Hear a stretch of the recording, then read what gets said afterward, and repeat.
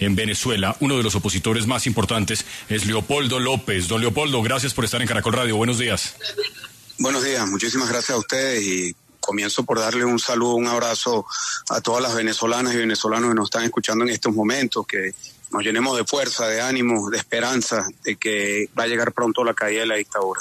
El presidente Petro, don Leopoldo, ha escrito en su cuenta de X que él tiene que condenar la desaparición, porque eso es, y la detención irregular de Enrique Márquez, un destacado progresista venezolano, así lo denomina el presidente Petro, y la detención también de Carlos Correa, un defensor de los derechos humanos en Venezuela. Esto lo ha reportado, esto último, la página de Amnistía Internacional. Dice también allí que no irá al acto de posesión de Nicolás Maduro porque no atendió el régimen de Nicolás Maduro la solicitud de Colombia en el sentido de máxima transparencia en las elecciones pasadas. ¿Cómo toman ustedes desde la oposición este pronunciamiento del presidente Petro, que todavía hasta hace unos minutos no se sabía con certeza si iba a estar o no en el acto de posesión del 10 de enero y ya queda claro que no lo hará? Bueno, lo primero es que hay no solamente esas dos detenciones que menciona, el día de ayer también secuestraron al yerno del presidente electo Edmundo González y hay más de 2.000 personas que han sido detenidas. Hay un despliegue de la fuerza militar y de los grupos irregulares, hay un despliegue para infundir el terror. Ahora, con respecto a las declaraciones del presidente Petro de que él no va a ir, me parece importante que él no vaya a ir, porque no se puede reconocer a un proceso electoral que no presentó pruebas, y la posición de Colombia en voz del canciller ha sido desde hace meses que se presentaran las actas electorales, las pruebas que decían que Nicolás Maduro había ganado, y evidentemente no lo hizo porque no lo podía hacer, porque no ganó, porque perdió y porque las actas dan ganador a Edmundo González. Ahora sí me parece una contradicción que diga que él no va por esas razones, pero que sí va a enviar al embajador. Entiendo que eso es lo que acaba de decir también. Yo creo que eso es una contradicción, es decir, es quedarse a medias con la posición. Creo que la posición debe ser muy clara, firme, de desconocimiento a un proceso totalmente ilegítimo de juramentación que busca aplanar con legitimidad que no tiene con los votos. Leopoldo, precisamente el presidente Gustavo Petro ha dicho que se mantiene esa presencia del embajador en este acto de Nicolás Maduro de posesión por la profunda relación que hay entre los dos países y la necesidad de garantizar los derechos tanto de los venezolanos en Colombia como de los colombianos en Venezuela.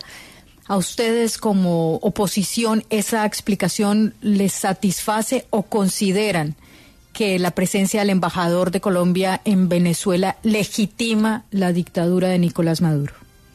Bueno, no creo que ni una cosa ni la otra, ¿no? Yo creo que no legitima, pero no dibuja claramente la posición del gobierno de Colombia con respecto a la dictadura.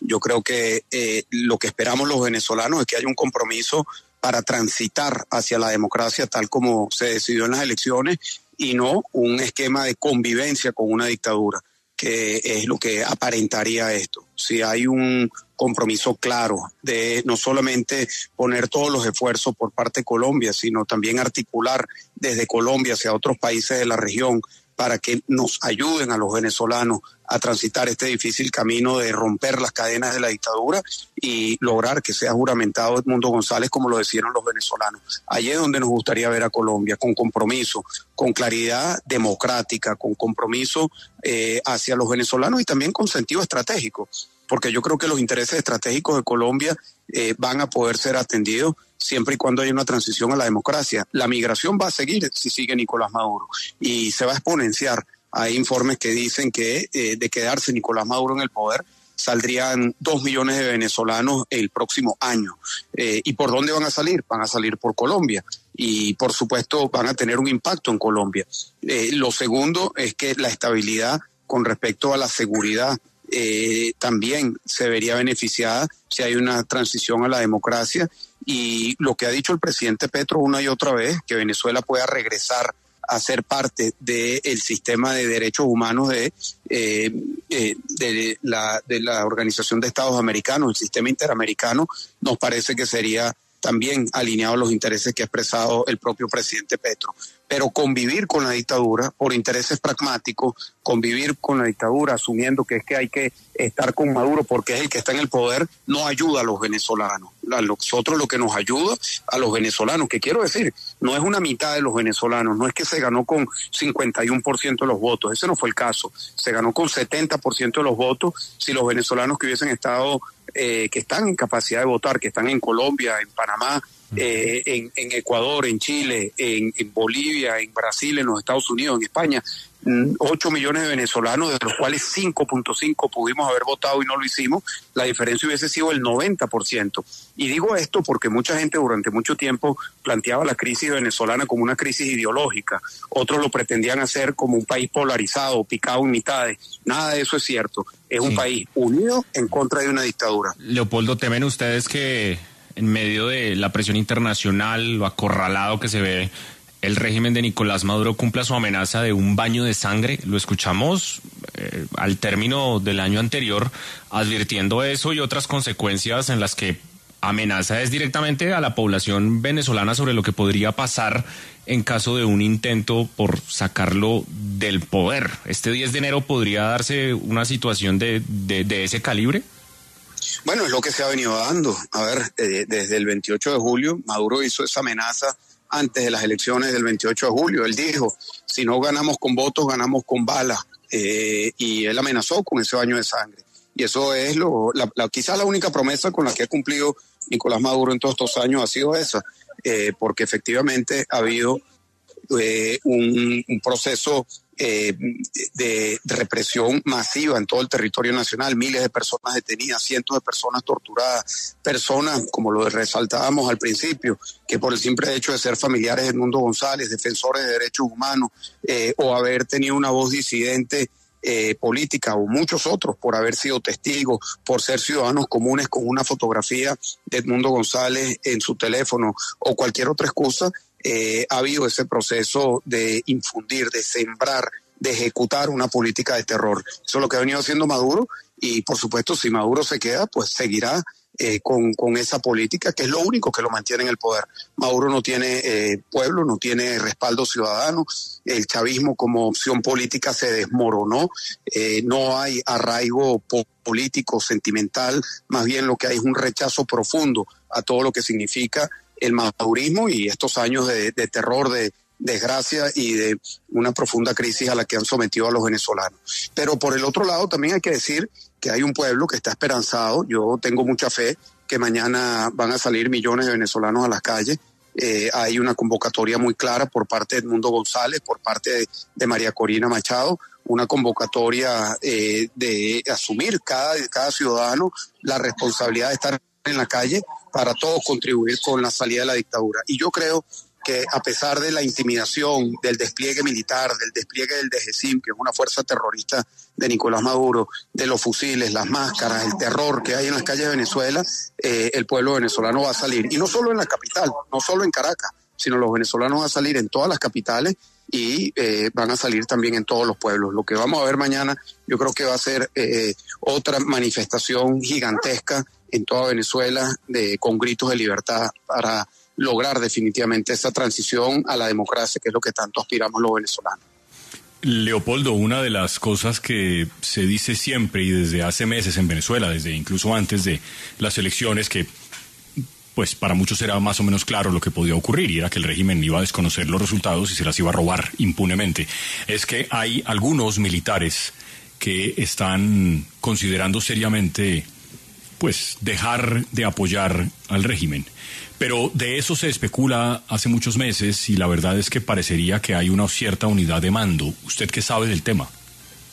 Bueno, mira, yo no soy militar, pero yo viví en una unidad militar durante 4 años. Yo estuve preso 7 años, 4 de ellos en la cárcel militar de Ramo Verde, donde solo pude convivir con presos y custodios que eran militares, de todas las jerarquías, de todos los componentes. Y te puedo decir que los militares venezolanos son ante nada venezolanos y de hecho piensan, tienen las esperanzas, tienen las frustraciones, tienen los anhelos que tiene el resto de los venezolanos. Y eso se vio muy claramente el 28 de julio en los centros de votación donde votan los militares y donde votan sus familias. Allí ganó Edmundo González con la misma proporción que ganó en otros estados, en otros municipios de Venezuela. ¿Eso qué quiere decir? Que los militares también rechazan a Nicolás Maduro.